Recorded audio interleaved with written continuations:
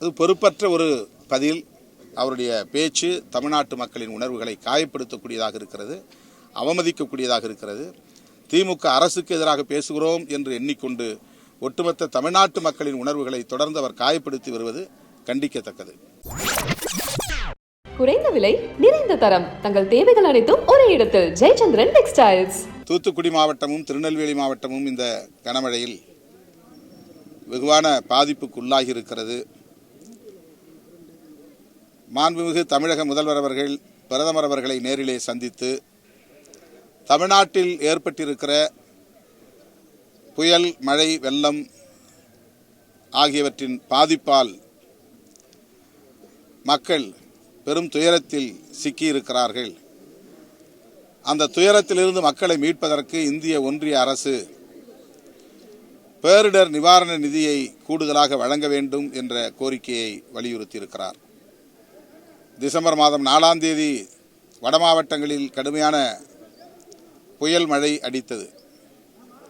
பெருவெள்ளம் சென்னை உட்பட பல்வேறு மாவட்டங்களை சூழ்ந்து கொண்டது. அதேபோல டிசம்பர் 16, 17 ஆகிய நாட்களில் இந்த தென் மாவட்டங்கள் திருநெல்வேலி, தூத்துக்குடி, கன்னியாகுமரி, தென்காசி ஆகிய 4 மாவட்டங்களில்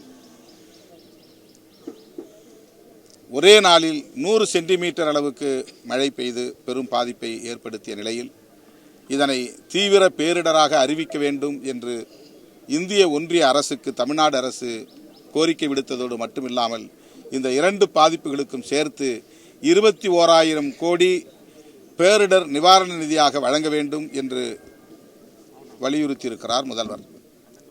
ஆனால் ஆண்டுதோறும் வழக்கமாக மாநில அரசுகளுக்கென்று ஒதுக்கப்படுகிற ஸ்டேட் டிசாஸ்டர் ரிலீஃப் ஃபண்ட் என்கிற மாநில பேரிடர் நிவாரண நிதிக்கு வழக்கமாக வழங்கக்கூடிய 900 கோடி ரூபாய் மட்டும்தான் 2 தவணைகளாக வழங்கியிருக்கிறார்கள்.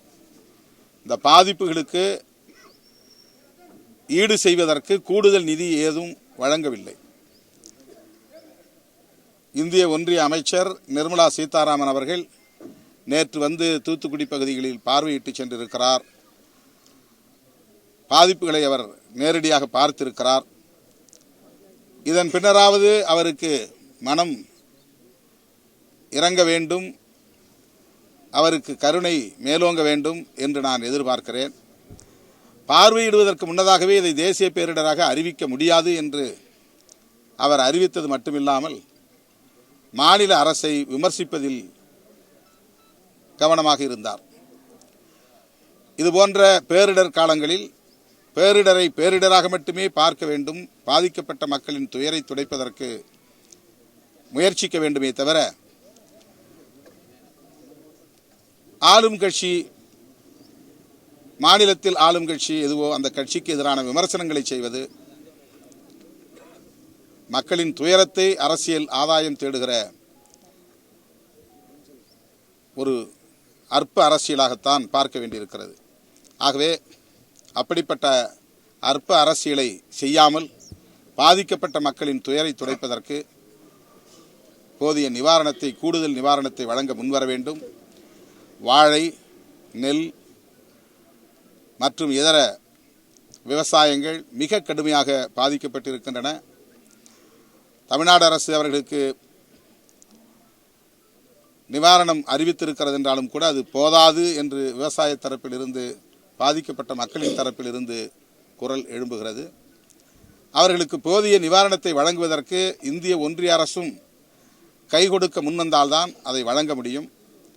எனவேதான் விடுதலை சிறுத்தைகள் கட்சியின் சார்பிலே 29ஆம் தேதி இந்த புயல், மழை, பெருவெள்ளத்தை தேசிய பேரிடராக அறிவிக்க வேண்டும் என்று வலியுறுத்தியும் தமிழ்நாடு அரசு கோரியிருக்கிற 21,000 கோடி ரூபாயை நிவாரண நிதியாக ஒதுக்கீடு செய்ய வேண்டும் என்று வலியுறுத்தியும் தமிழ்நாடு முழுவதும் அனைத்து மாவட்ட தலைநகரங்களிலும் விடுதலை சிறுத்தைகள் கட்சியின் சார்பில் ஆர்ப்பாட்டங்களை நடத்துகிறோம். மேலும் முக்கியமான ஒரு கோரிக்கையை இந்த ஆர்ப்பாட்டத்தில் முன்வைக்கிறோம்.